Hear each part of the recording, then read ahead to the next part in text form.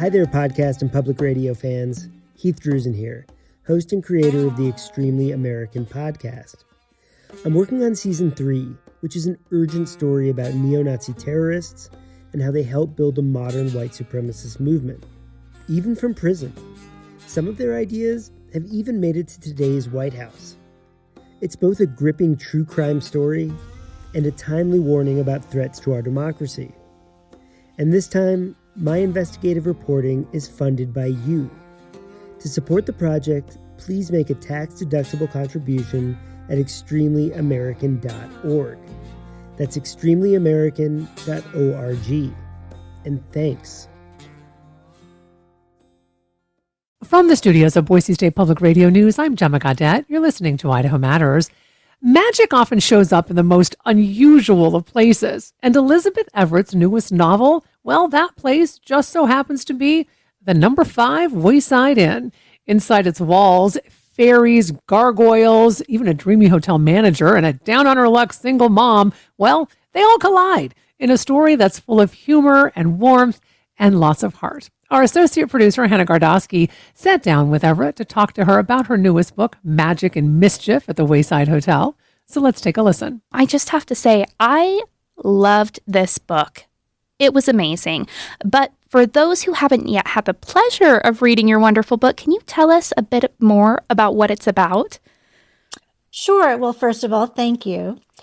Magic and Mischief is a cozy sort of fantasy romance, which means that it's kind of low stakes and a lot of fun. It's about a magical hotel that also serves as a form of transportation. So when a guest checks in to the hotel, it will take them where they need to be. And it just happens to run out of gas in the most unmagical of places, and that would be upstate New York. And in order for the building manager or the hotel manager to get this Wayside refueled, he decides to rent one of the rooms in the hotel to a human being, a person from this world, this non-magical world. And it just so happens to be a single mother, Josie, and her son, Amos. And then, shenanigans ensue. And we love those shenanigans. Like I said, this was such a fun book. And I feel like many great fantasies like this often start with a simple what if. So what was that moment or question that first sparked the idea for this story? Well, I usually write historical romance about women scientists. And I enjoy spending my time in that world because I have so much to say about what's happening to women today. And I do it through the lens of history. So I said to myself, if I'm going to write a fantasy, where do I want to spend time? Because when you write a book, you spend all your time, however many hours it takes you to write a book, in that world. And when I was thinking about it, I thought, it would be, almost a mashup of 2 old TV shows. One would be Friends and the other would be Buffy. I love that. It's like Buffy meets Friends, but without, the stabbing.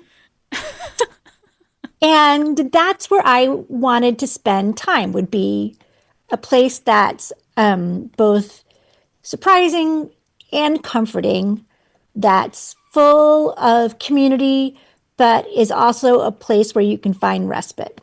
Josie comes to the Wayside carrying, it seems, the weight of the world on her shoulders, I think as many single parents do.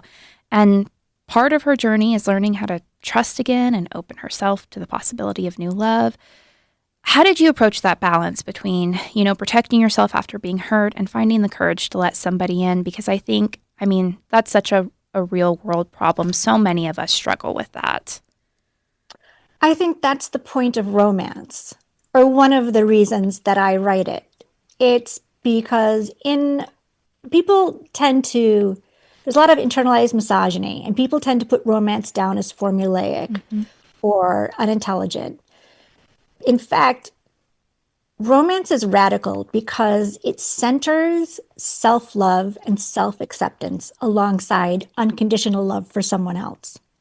So Josie's journey in this story of opening up and accepting that happy endings will be are something she deserves as well is similar to the arc that you see in most romances, which is if it doesn't matter if you are queer or straight, it doesn't matter if you are fat or thin, it doesn't matter what you look like, where you're from, if you have 8 legs or 2 legs, you get a happily ever after. You deserve love.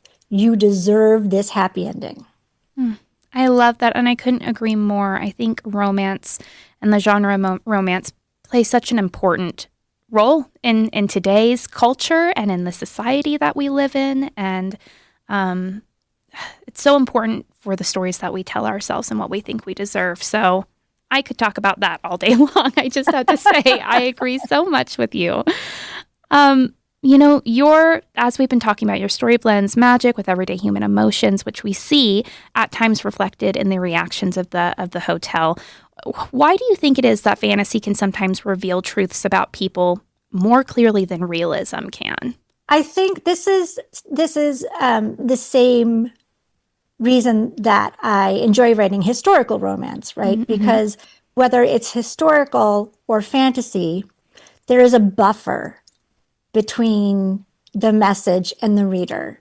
So when I write about abortion care and about reproductive health and about autonomy and access to education in my historical romances, the at first people can say, people can distance themselves and say, well, this was happening in 1840.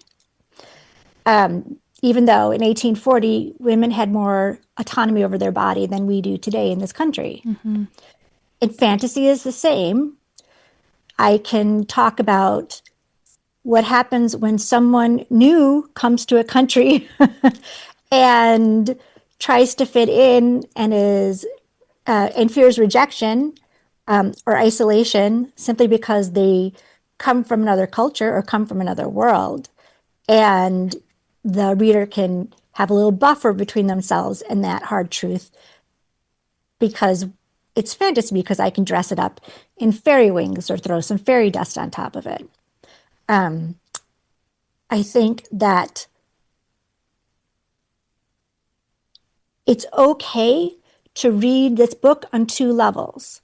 It's okay to escape completely in this book and just imbibe it on a level that includes only the fairies and the gargoyles and the mischief and the shenanigans. And it's okay to read deeper into it. I want to talk a little bit about Pax now. Now, he is one of our other main characters, and he grew up as an orphan and later became a soldier and is now the manager of the Number 5 Wayside Inn. Can you tell us a bit about how his past shapes the way he sees the world and the people around him? Because I think there were a lot of parallels between him and Josie, despite the very different worlds they come from. When I was writing Pax, I was actually thinking about I live in a neighborhood where there's a large Somali community, and they're refugees, and and some of the men had been coerced by the militias in Somalia to fight, and they had taken their families and they had escaped that, but they don't escape completely. Whatever war it is that you are fighting, and Pax fought a universal battle, and Josie fights a battle against the expectations and the isolation of being a single mom in our society, whether it's a real war or a war of words that you have to face. I think all soldiers share a sort of a trauma, and it's that Pax and Josephine recognize in each other that they're both soldiers of some war and they both have this shared trauma. And he was, a lot more. He was Pax's kind of symbolic of that war writ large. And I think you see that a lot in the sense that it feels like both of their lives are very defined by duty. Both seen differently within the book, but why was it important to explore, that struggle on each level with trust and vulnerability coming together, especially from these very different backgrounds? So when we talk about romance, we talk about it centering love, but it also centers courage. And the characters within are incredibly brave because it takes more courage to admit to a weakness, to admit to not knowing, to admit to feeling less than or vulnerable than it does to hype yourself up with bravado. So that vulnerability, I think, is part and parcel of romance, and the strength of romance is to acknowledge and to celebrate being completely truthful and completely honest and saying, I don't know how this is, I don't know, and this scares me. And we're in a society right now that where if you don't know something or something scares you, you're looked down upon. You're supposed to bully your way through life, but that's not real bravery. That's letting fear dictate how you present yourself. And Pax and Josie, when they admit that they don't know what they're doing and they're afraid to love, and they're actually showing more courage than a character from a book where they're like a super soldier and they go out and they leap over mountains and have no doubt in their mind about that what they're doing is right. I think that doubt is important, and it's something that we don't it's something that's come to have a very negative connotation in our society, and I don't think that's good for us. Elizabeth, I couldn't agree with you more. So many of the characters, as we've been talking about, arrive as strangers, but they slowly grow into something resembling a family. And I kind of love found family stories and exploring those types of relationships, and wanted to know a little bit more about what that was like for you to bring together as the author.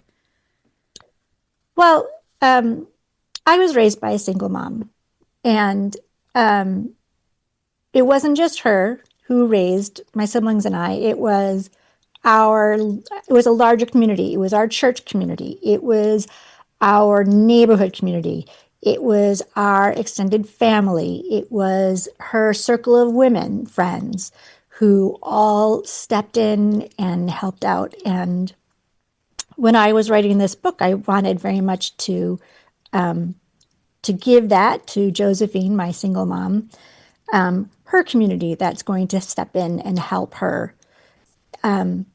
Community is so important and is so threatened right now. It's so, our ties are so fragile because we isolate ourselves through our media and by and where we live and what we read and who we expose our children to.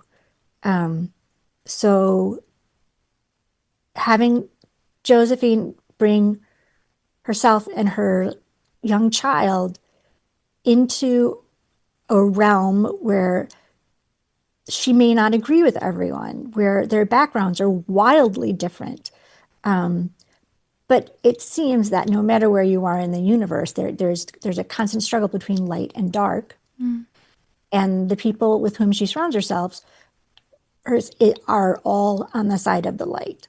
So small in the grand scheme of things, they have that similarity. So the smaller differences like language or food or dress don't really matter as much. Looking back on Josie and Pax and the world of the Wayside Hotel, what do you hope lingers for readers after they close the book? Well, I really hope, first of all, I hope people giggle. It is a like even my historical romances. I have kind of a lowbrow sense of humor, and I'll admit to it. There's a poop joke on the first page. I am who I am. So I hope that people read the book and walk away having had a good time and having enjoyed their stay and having enjoyed themselves. That's about as lofty as I really deserve to get. Just that folks had a giggle. But if they take away to that it was, my celebration of community, and they too reflect on and celebrate community, then I'll be extraordinarily happy. And I have to say, it is a hilarious book. I laughed I can't remember the last time I laughed so much reading a book. Oh my goodness, thank you so much. See, that's all. So I can promise if you pick it up, you will. You're in for a giggle or two. Now, I know I've kept you a long time. Before I let you go, I have to ask, what's next for you is, could we maybe see another story at the Wayside Inn or a different Wayside Inn? And please say yes. You will see another story that I have a second book coming out in the Wayside Chronicles. It will come out next year. And the tentative title is The Wayside Guide to Baking and Bloodlust. So I'll let you figure out. There's a teaser chapter at the end of Magic and Mischief that's going to clue you in as to who the hero of the next book will be. But I definitely have enjoyed my time in the Wayside, and I could probably, write a few. There's so many characters, and there's so many. Now that they're all in my head, they're all very loud, and they would all like their own story. So who knows? Well, I'm internally screaming and kicking my feet. I cannot wait. That was Hannah Gardosky talking with Elizabeth Everett about her new novel, Magic and Mischief at the Wayside Hotel. You've been listening to the Idaho Matters podcast from Boise State Public Radio. To stay in touch, you can find quick Idaho daily news every morning when you subscribe to the Connector podcast. If this podcast has become a part of your routine, can you tap 5 stars and leave us a review? It helps us stand out. Love Boise State Public Radio podcasts? They are free to enjoy, but not free to produce. If you can give, your support helps keep shows like Idaho Matters and Scandalize available to everyone. Donate now at boisestatepublicradio.org.